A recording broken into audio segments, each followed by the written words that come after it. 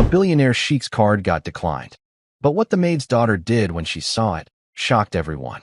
The Sheikh was a man of untouchable wealth, his name whispered in boardrooms from London to Tokyo. Yet one ordinary night, under the humming lights of a convenience store, everything changed. Declined. The machine flashed, and the room fell silent.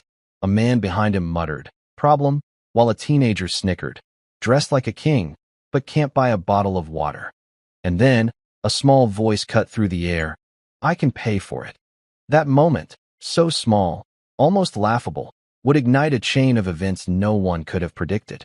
It wasn't about wealth, or power, or even pride. It was about something far greater. And what began as a moment of humiliation inside a dusty corner store would unravel into something no one could have predicted. This is the story of how one girl, with nothing but a wallet and a belief in kindness, changed the life of a man who thought he had everything. Just before we dive in, let us know in the comments where you're watching from today. We love seeing how far these stories reach. And make sure you're subscribed so you don't miss tomorrow's special video. Now let's jump back in. Enjoy the story. His world was built on gold, but in that moment, all he saw was red. The Sheikh, a man who could buy kingdoms, stood frozen as the machine declared him unworthy. A small girl with hair like spun sunlight watched him, her hand clutching a worn, leather wallet. The sterile, fluorescent lights of the convenience store hummed, a monotonous sound in the sudden, sharp silence. Sheikh Tariq al-Jamil, a name that echoed in the boardrooms of London, Tokyo, and New York, stared at the credit card reader. The word declined glowed with an impudent red, a color he usually only saw on the velvet interiors of his custom-built cars. A man behind him, his worn work boots smudged with dirt, shifted his weight. "Problem?" he asked, his voice rough around the edges. Tariq didn't turn. He was used to people speaking to him with a certain reverence, a hushed respect. This man's tone was flat, impatient. It was ordinary. And that was the problem. Tariq was not an ordinary man. He slid another card from his wallet, this one a sleek, black rectangle of metal, reserved for purchases that could fund a small nation. He tapped it on the reader with a flick of his wrist. Declined. The cashier, a young woman with a name tag that read Brenda, chewed on her lower lip. "Sir, I can try it again." "Don't bother," Tariq said, his voice a low growl. The accent, a smooth blend of Oxford English and soft Arabic, was usually enough to command attention. Here, it just seemed to make him more of a spectacle. A teenager further back in the line snickered. "Dude's dressed like a king, but can't buy a bottle of water." His friend chimed in. Maybe his camel's parked outside and it ate his cash. The laughter, though muffled, felt like a physical blow. Tariq's shoulders, usually ramrod straight, tensed. He was dressed in a bespoke suit, the fabric a whisper of silk and wool that cost more than the entire inventory of this sad little store. On his wrist, a watch ticked with the quiet precision of a Swiss master, its face a constellation of tiny diamonds. He was the epitome of wealth, of power, of a life lived beyond the reach of ordinary men. And he couldn't buy a simple bottle of water. "I can pay for it." The voice was small, high-pitched, and impossibly clear in the charged atmosphere. Tariq turned, his eyes slowly adjusting to the source of the sound. A little girl, no older than 10, stood beside him. Her hair was a cascade of messy blonde curls, and her eyes, the color of a summer sky, were fixed on him with a startling intensity. She was small, with scuffed knees and a faded t-shirt that had probably seen better days. In her outstretched hand, she held a worn, brown leather wallet. It was the kind of wallet a man might carry, creased with age and softened by years of use. Tariq stared at her, then at the wallet, a flicker of something unfamiliar, confusion, perhaps, in his dark eyes. "I don't need your money, child. But your cards don't work," she said, her logic simple and unassailable. "And you look thirsty." She pushed the wallet closer to him. "My mom says you should always help someone who needs it. It's what heroes do." A woman at the back of the line sighed dramatically. "Oh, for heaven's sake. Now the kid's trying to bail out the rich guy. This is better than television." Brenda, the cashier, looked like she wanted the floor to swallow her whole. "Sir, do you want the water or not?" Tariq felt a muscle in his jaw tighten. He should leave. He should walk out of this store, get back into his waiting limousine, and forget this ever happened. But he couldn't. The girl's unwavering gaze held him captive. There was no pity in her eyes, no judgment. Just a simple, unadorned offer of help. "What is your name?" he asked, his voice softer than he intended. "Abigail," she said. "But my mom calls me Abby." "Well, Abby," he said, crouching down to her level, the expensive fabric of his suit creasing. "That is a very kind offer. But I assure you, I can afford the water." "Then why is the machine saying no?" she asked, her brow furrowed in genuine confusion. Before Tarek could answer, a woman's voice cut through the air. "Abigail, there you are. I told you to wait for me by the magazines." A woman in a simple, clean maid's uniform hurried towards them. Her face was etched with worry, her hands twisting a corner of her apron. She looked at Tarek, her eyes widening at his expensive suit and the air of authority that clung to him like a second skin. Then she looked at her daughter and at the wallet in her hand. "I am so sorry, sir," she said, her voice trembling slightly. "She's not bothering you, is she?" "Not at all," Tarek said, his gaze still on Abby. "Your daughter was just offering me a loan." The woman, Susan, blushed. "Abby, put that away. That's your great-grandpa's wallet. You know you're not supposed to take it out." Abby clutched the wallet to her chest. "But he was a hero, Mom, and he would have helped." Susan looked from Tarek to her daughter, her expression a mixture of embarrassment and pride. I'm sorry, sir. My grandfather, he was a soldier, a war veteran. He taught us to always look out for people." Tarek stood up, his towering height seeming to fill the small space. He looked at the mother, at her worn-out shoes and her tired eyes, and then at the daughter, with her fierce loyalty and her simple, unwavering belief in doing the right thing. He had been surrounded by people his entire life, by assistants and advisors and bodyguards. But in that moment, in that cheap, brightly lit convenience store, he felt a loneliness so profound it almost stole his breath. He reached into his pocket and pulled out a money clip, peeling off a crisp $100 bill. He handed it to Brenda. "For the water," he said, his voice firm. "And for everyone else in the line. Whatever they're buying, it's on me." A murmur of surprise rippled through the line. The teenager who had mocked him now stared at him with wide eyes. Brenda took the money, her hand shaking slightly. Tarek then turned to Abby. He knelt down once more, his eyes meeting hers. "Your great-grandfather was a wise man," he said. "And you, little one, are a worthy heir to his legacy." He then stood, gave a slight nod to Susan, and walked out of the store without another word. The limousine, a long, black shadow against the setting sun, was waiting for him at the curb. As he slid into the plush leather seats, he could still feel the weight of the little girl's gaze, a gaze that had seen not a billionaire Sheikh, but just a man who was thirsty.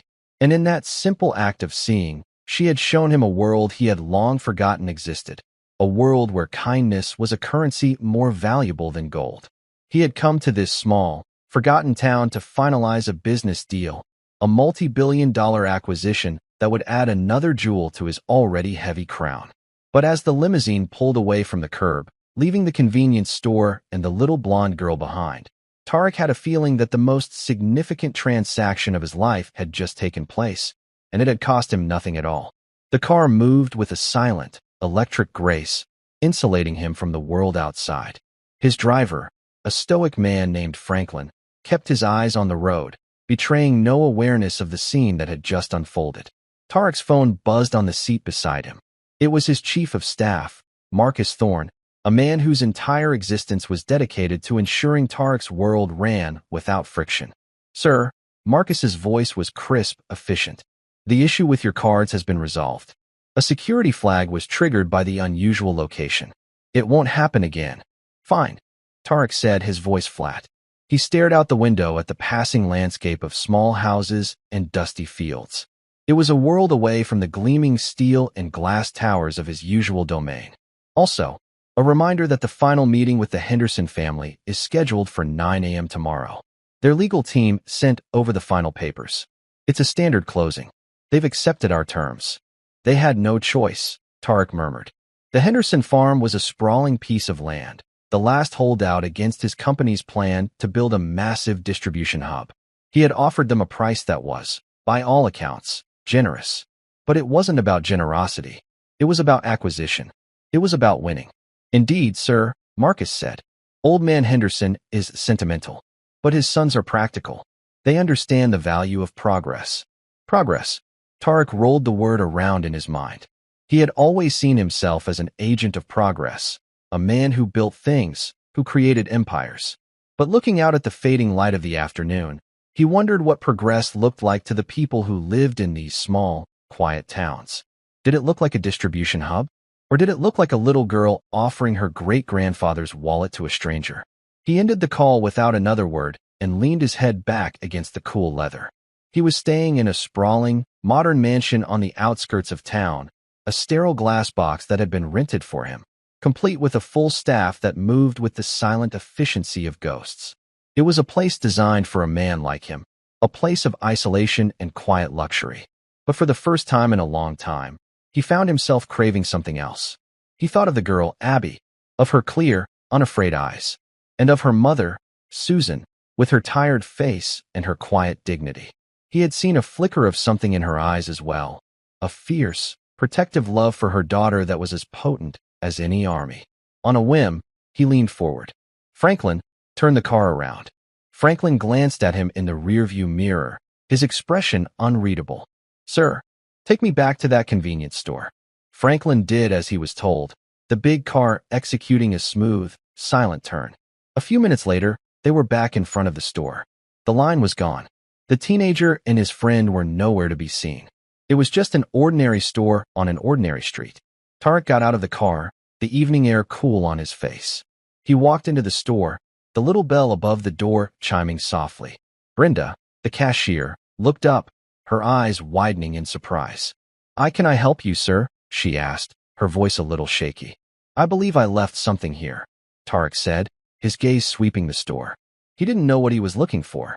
He just knew he wasn't ready to leave this place, this feeling, behind.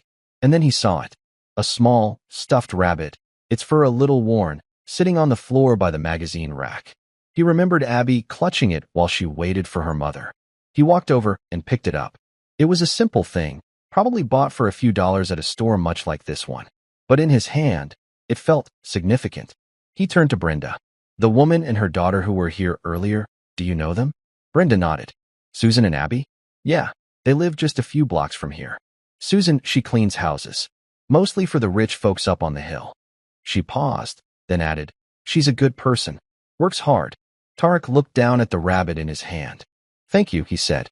He paid for another bottle of water, this time with $100 bill from his clip, and told her to keep the change. Then he walked out of the store and got back into the car. "Franklin," he said, his voice quiet but firm, "I need you to find out where Susan and Abby live." The next morning, Tarek sat in his temporary mansion, the Henderson file open on the table in front of him. The numbers were clear, the projections solid. The deal was a masterpiece of corporate strategy, a move that would consolidate his power and add another billion to his net worth. But he couldn't focus. His mind kept drifting back to the convenience store, to the little girl with the blonde curls and the stuffed rabbit. He had sent one of his security team to the house Franklin had located. The man had returned with a simple report, a small, rented house in a modest neighborhood, a place where a woman who cleaned houses for a living would raise her daughter. Marcus called again, his voice tight with controlled urgency. "Sir, the Hendersons are here. Their lawyer is with them. Are you ready?" Tarek looked at the file, at the cold, hard numbers that represented a family's legacy, a piece of land that had been in their name for generations. He thought of Old Man Henderson, the sentimental one, and his practical sons. "Tell them I'll be there shortly," he said. But instead of getting up, he picked up the stuffed rabbit from the table. He turned it over in his hands, feeling the worn fabric, the simple stitching. He thought of Abby's words. "My mom says you should always help someone who needs it. It's what heroes do." And then he made a decision. It was a decision that went against every instinct he had honed over a lifetime of ruthless business dealings. It was a decision that would make Marcus question his sanity. It was a decision that would cost him millions. But in that moment, it was the only decision that felt right. He stood up, leaving the Henderson file on the table. He walked out of the mansion, the stuffed rabbit in his hand, and got into the waiting limousine. "Where to, sir?" Franklin asked. "Take me to Susan and Abby's house," Tarek said. "And then, I have a new offer to make to the Hendersons." The Henderson farm wasn't just land. It was a living history of a family. Generations had been born and had died on that soil. Old Man Henderson, a man with hands as rough as tree bark and eyes the pale blue of a winter sky, had resisted Tarek's offers for months. Not because the money wasn't good, but because he couldn't imagine a world where that land didn't belong to his family. His sons, however, saw things differently. They saw the struggling farm, the mounting debts, the endless work for dwindling returns. They saw Tarek's offer as a lifeline, a chance to escape a legacy that had become a burden. When Tarek walked into the conference room, the tension was palpable.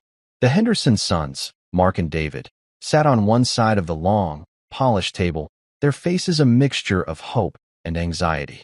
Their lawyer, a slick man in a suit that was a size too small, fiddled with his pen.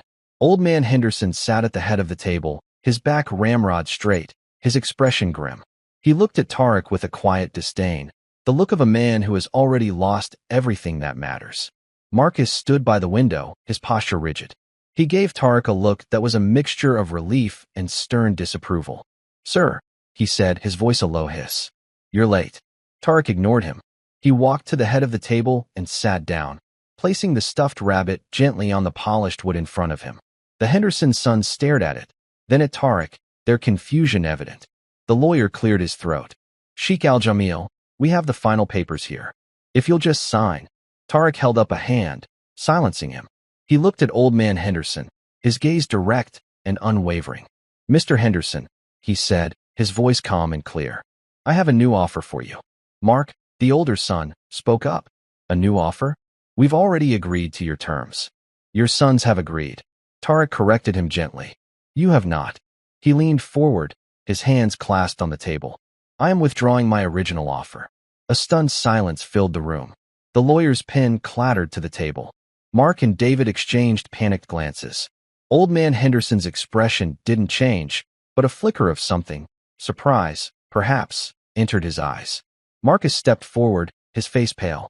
"Sir, may I have a word with you in private?" "That won't be necessary, Marcus," Tarek said, his voice firm. He turned his attention back to the Hendersons. "My new offer is this. I will not buy your farm." David, the younger son, found his voice. You can't do that. We have an agreement."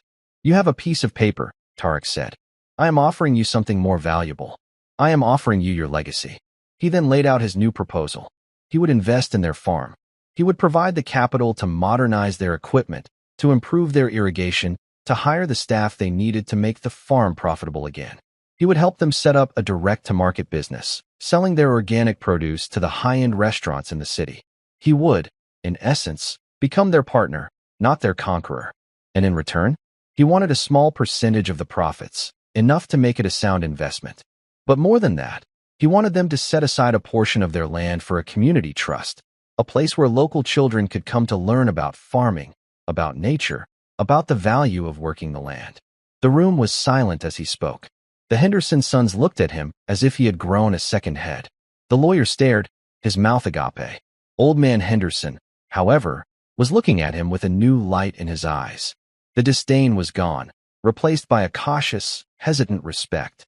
When Tarek finished, the old man spoke, his voice raspy with emotion. "Why?" he asked. "Why would you do this?" Tarek looked down at the stuffed rabbit on the table. He thought of a little girl with blonde hair and a worn leather wallet. He thought of a war veteran who taught his family to always look out for people. "Because," Tarek said, his voice barely a whisper, "I was reminded of the value of things that cannot be bought or sold." The deal was struck, not with a flurry of signatures, but with a simple, firm handshake between Tarek and Old Man Henderson. The sons, after a moment of stunned silence, slowly began to smile. The lawyer, still baffled, began to shuffle his papers, his carefully constructed world thrown into disarray. As Tarek left the room, Marcus fell into step beside him, his face a mask of disbelief. "Sir, I must advise you, this is unorthodox. You're leaving millions on the table. I'm gaining something far more valuable, Marcus," Tarek said. He then handed the stuffed rabbit to his chief of staff. "See that this is returned to its owner. Her name is Abigail. She lives on Elm Street." Marcus took the rabbit as if it were a live grenade.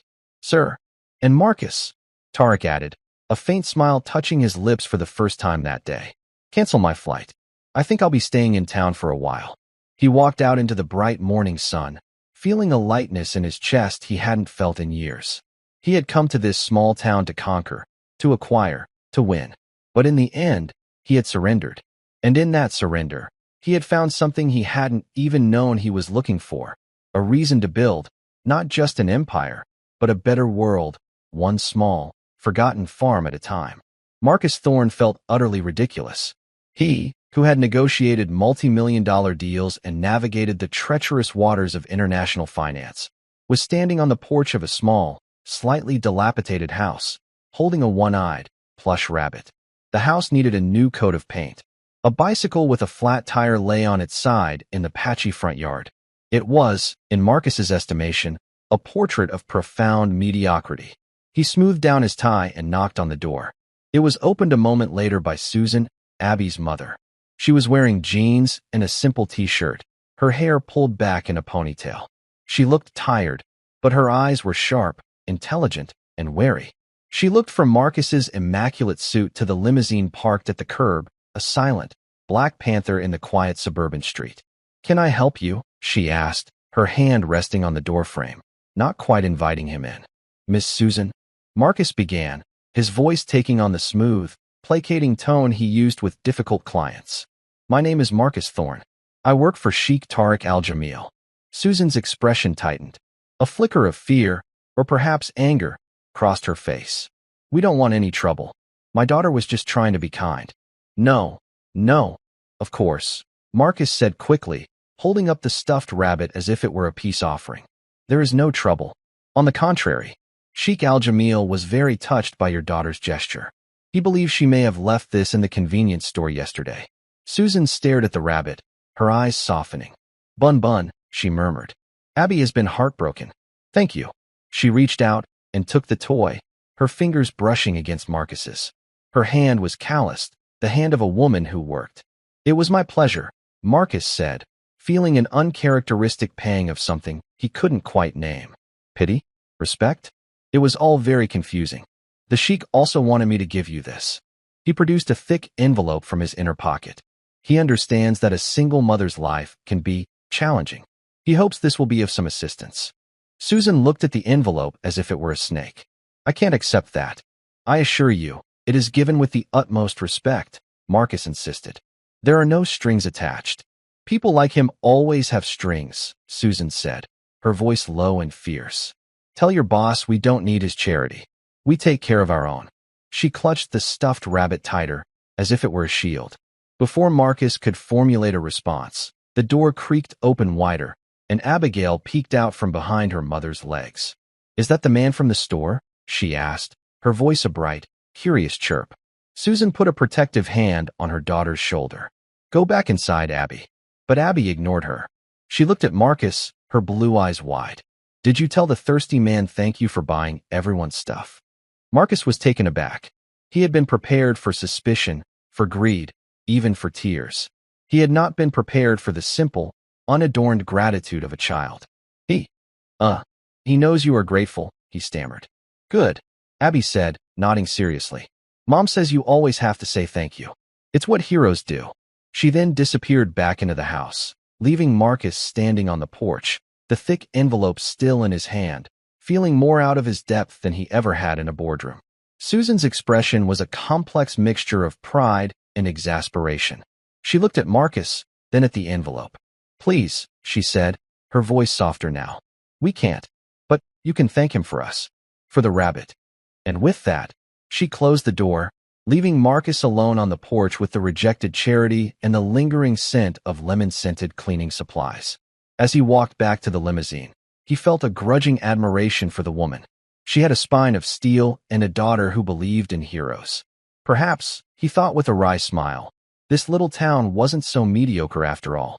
Tariq, meanwhile, was discovering a world he had only ever seen from the window of a private jet. He spent the next few days at the Henderson farm, not as a conqueror, but as a student. He traded his bespoke suits for jeans and a simple work shirt, his polished Italian shoes for a pair of sturdy boots.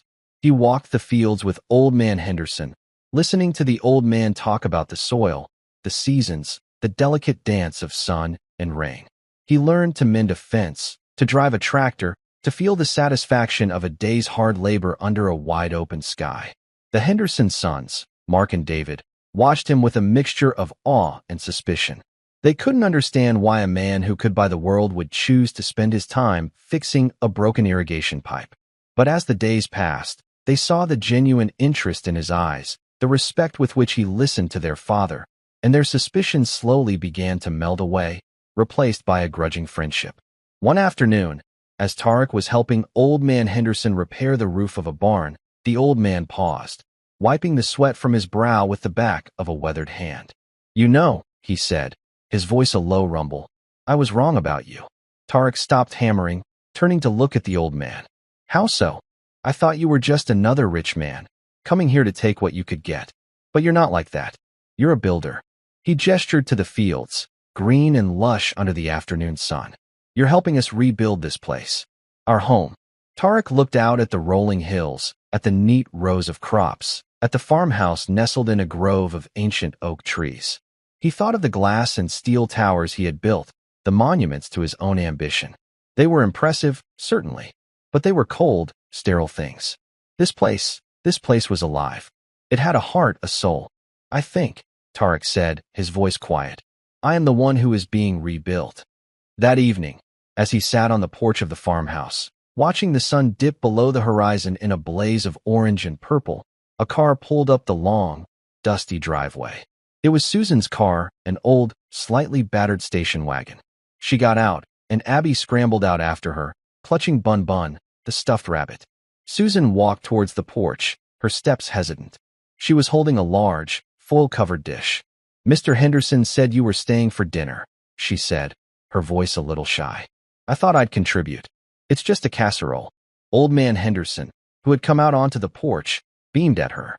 "Susan, my dear, you didn't have to do that. It's the least I could do," she said, her gaze flickering towards Tarek. "To thank you for everything." Abby, however, had no such reservations. She ran up the porch steps and stopped in front of Tarek, her eyes shining. "You're the thirsty man," she said, as if it were the most wonderful discovery in the world. Tarek smiled, a genuine, unforced smile that reached his eyes. "And you're the hero with the wallet," he replied. She held up the stuffed rabbit. "Thank you for finding Bun Bun. He was very scared." "I'm glad he's safe now," Tarek said, his voice soft. They ate dinner on the porch as the stars began to appear in the darkening sky. The food was simple, hearty, and delicious. The conversation was easy, flowing from stories of the farm to Abby's adventures in the 3rd grade. For the first time, Tarek saw Susan relax. He saw the worry lines around her eyes soften, heard the genuine warmth in her laughter. He learned that her great-grandfather, the war veteran, had been awarded a medal for bravery, for pulling 3 of his fellow soldiers out of a burning tank. He had come home from the war a hero, but had never spoken of it. Instead, he had poured all his energy into his family, into his community, teaching them the simple, profound lessons of courage, kindness, and looking out for one another. That worn leather wallet Abby carried was his, a tangible link to a legacy of quiet heroism. As the evening wound down, and Susan began to gather her things, Tarek walked with her to her car. "I want to apologize," he said, his voice low, "for my associate, Marcus. He was clumsy.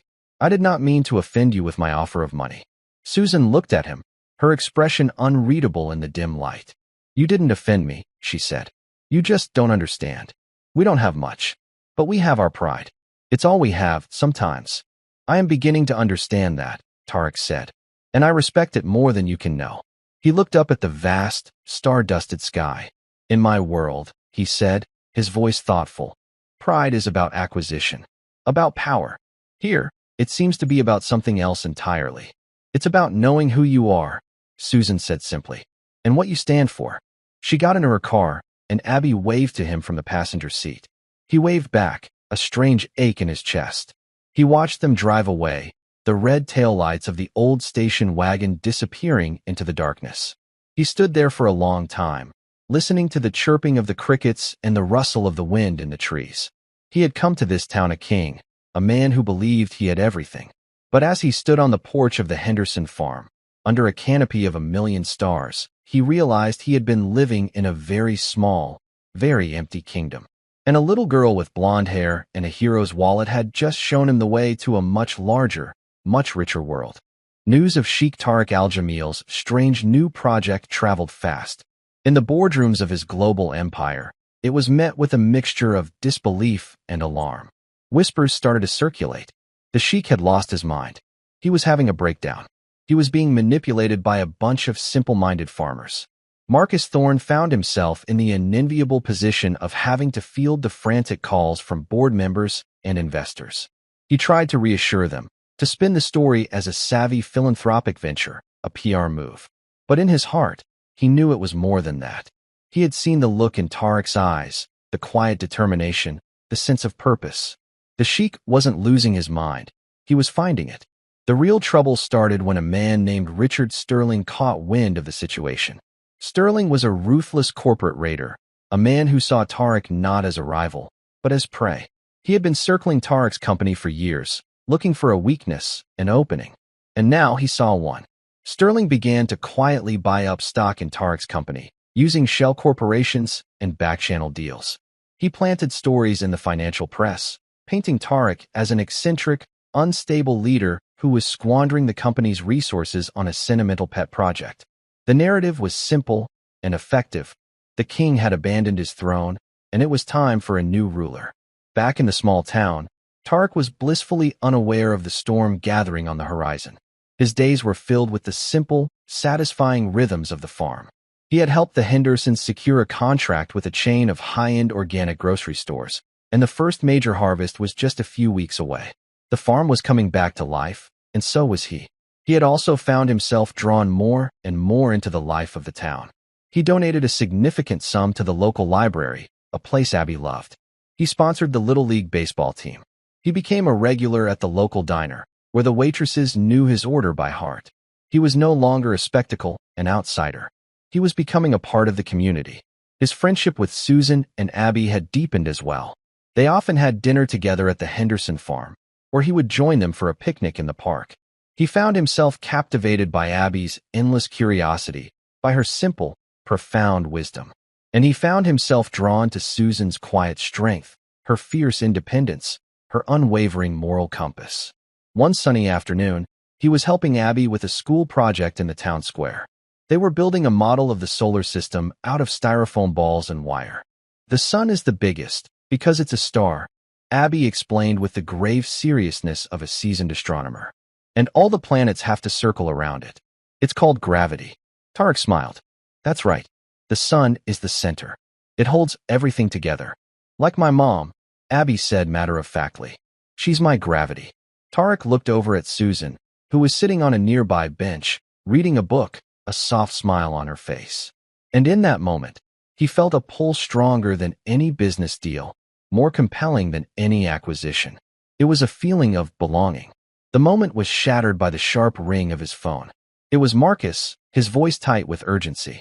Tariq, we have a problem. A big one. Marcus quickly laid out the situation. Sterling's hostile takeover bid. The plummeting stock prices. The panic among the investors. The empire Tariq had spent his life building was on the verge of crumbling. You need to come back, Marcus said, his voice pleading. You need to fight this. You need to remind them who you are. Tariq looked at the styrofoam solar system in his hands. He looked at Abby, her face clouded with concern.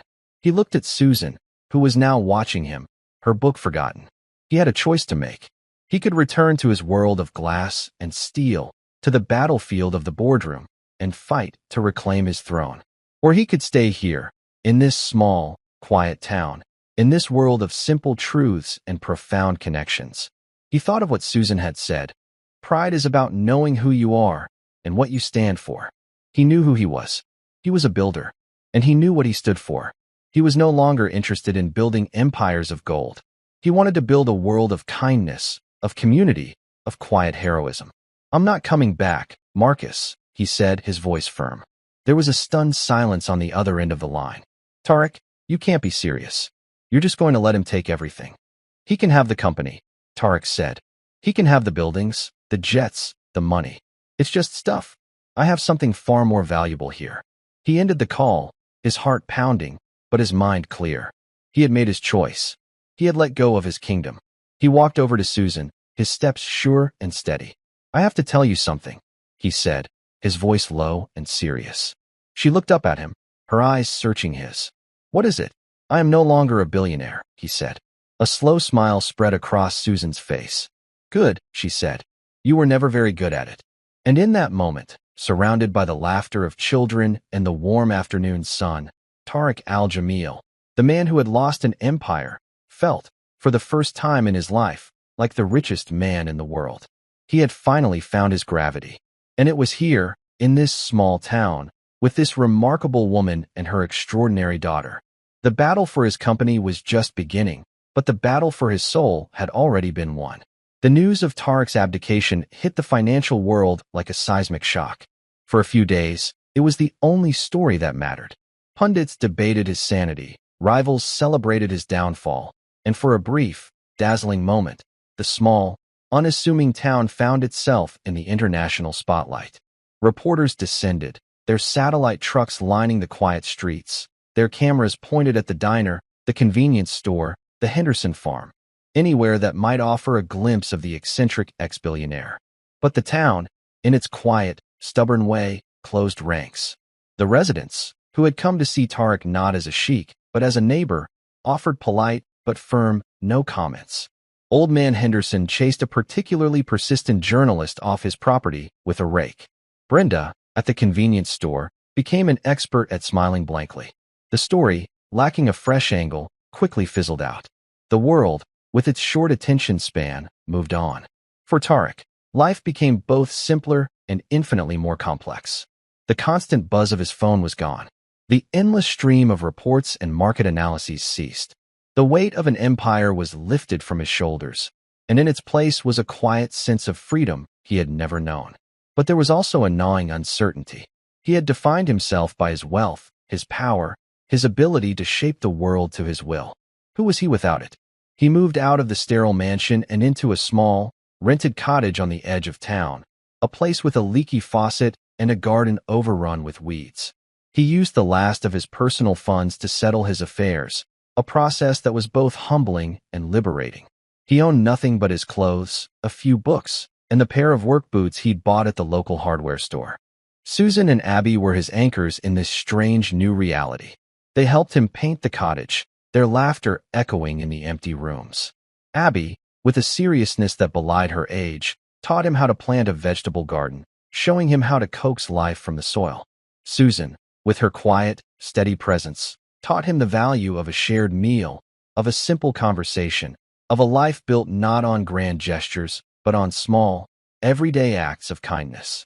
One evening, as they sat on his porch, watching the fireflies begin their nightly ballet, Tariq confessed his fears to her. "I feel adrift," he said, his voice low.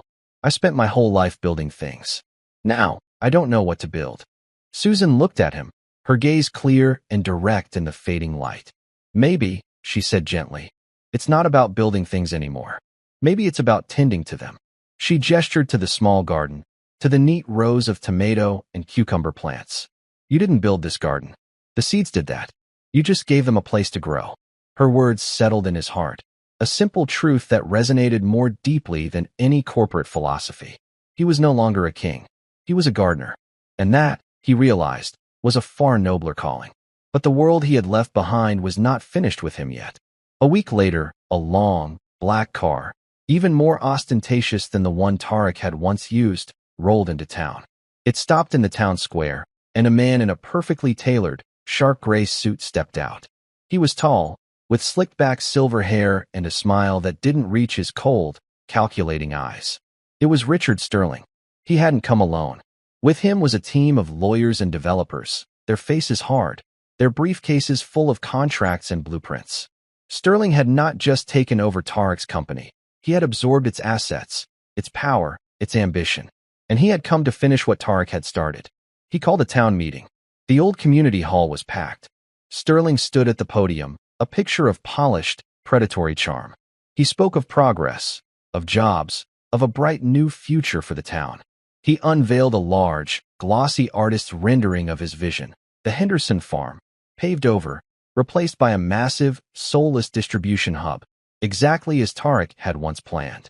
Sheikh al-Jamil had the right idea. Sterling said, his voice dripping with condescending magnanimity.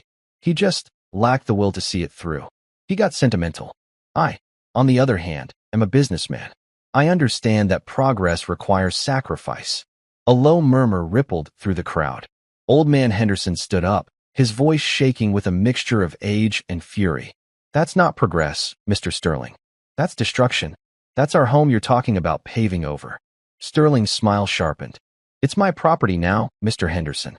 I bought the bank that holds your mortgage. A mortgage, I might add, that is significantly in arrears.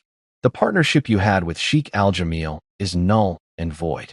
The farm, the land, it all belongs to me. The color drained from Henderson's face. The room erupted in angry shouts. But Sterling was unmoved. He held up a hand, silencing the crowd.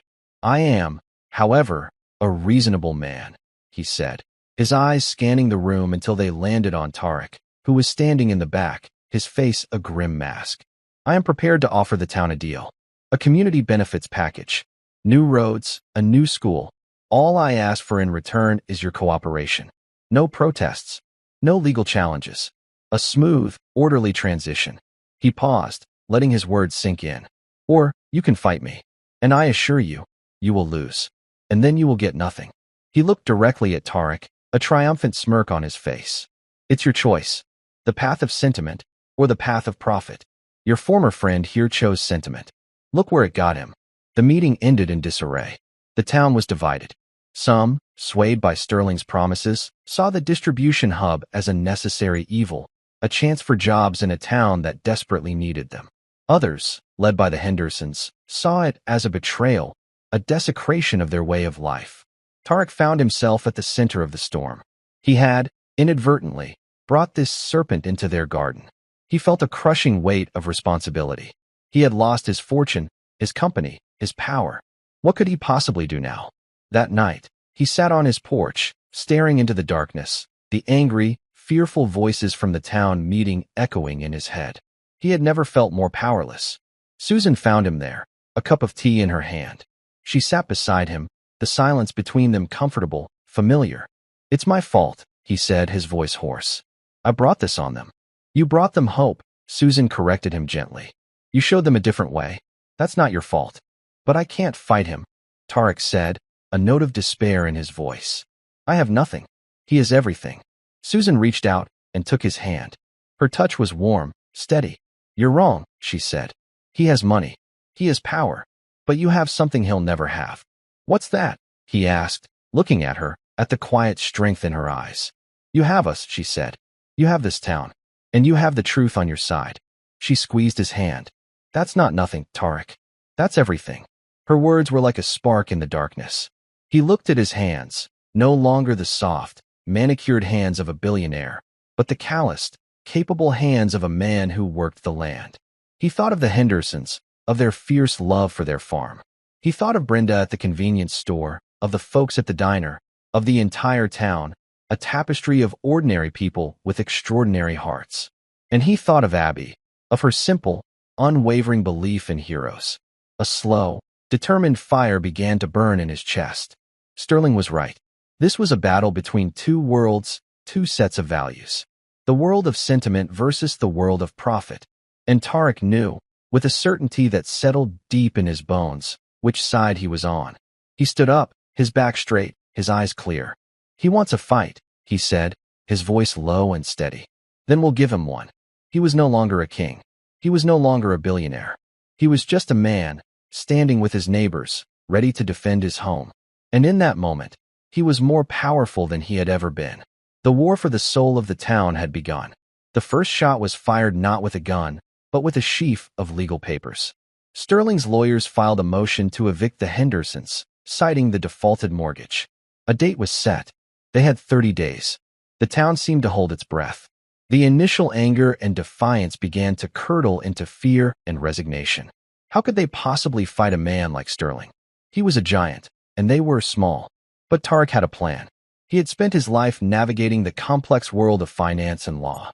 He knew that giants, for all their strength, often had fragile ankles. He called a meeting, not in the community hall, but in the Hendersons' barn. The air was thick with the scent of hay and old wood. He stood before the gathered crowd, farmers, shopkeepers, teachers, the heart and soul of the town, and laid out his strategy. "We cannot fight him on his terms," Tarek said, his voice echoing in the cavernous space.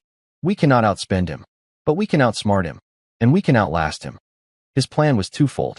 First, the legal battle. He had spent days in the town library, the one he had helped fund, poring over old maps and property records. And he had found something. A forgotten covenant in the original town charter, a clause that protected agricultural land from industrial development. It was a long shot, a legal loophole that Sterling's high-priced lawyers had overlooked in their haste. It wouldn't stop him forever, but it would buy them time. The second part of the plan was a battle for public opinion. "Sterling wants to paint us as sentimental fools, standing in the way of progress," Tarek said. "We need to show the world who we really are. We need to tell our story." And so they did.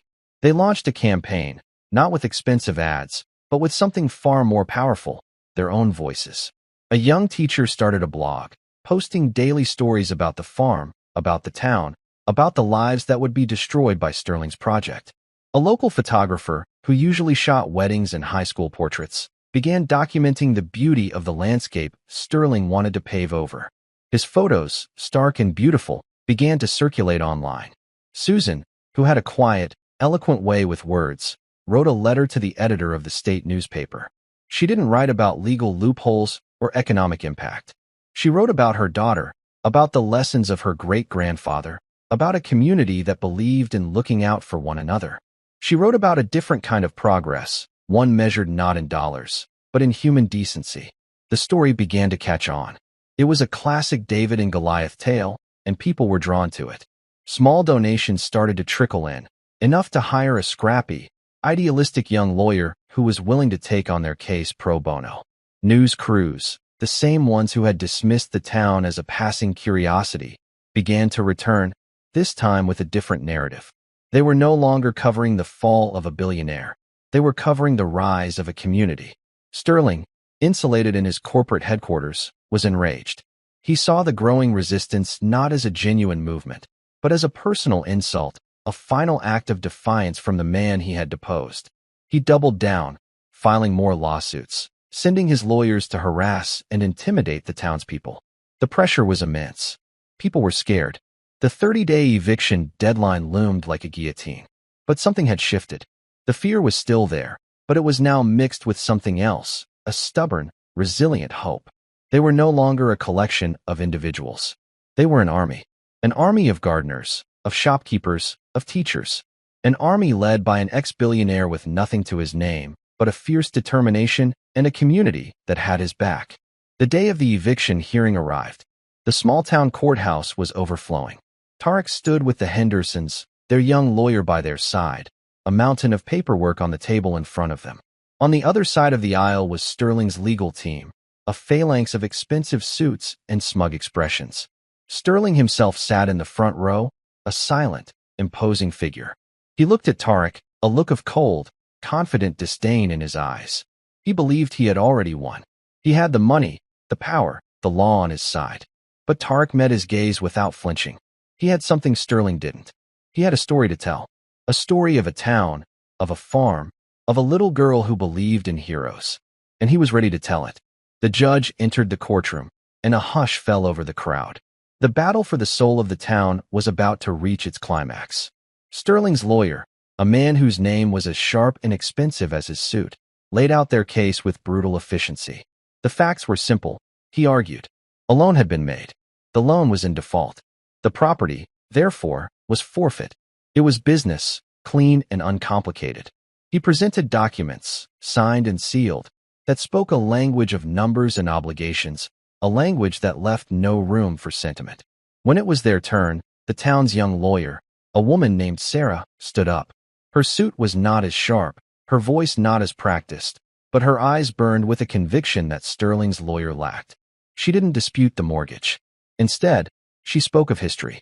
She presented the town charter, its pages yellowed with age, and pointed to the covenant, a nearly forgotten promise made by the town's founders to preserve the integrity of the land for future generations. "This case is not about a loan, Your Honor," Sarah argued, her voice clear and steady.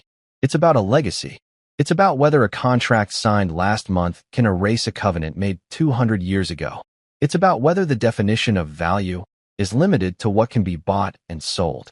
Sterling's lawyer scoffed, dismissing it as a desperate, romantic fantasy.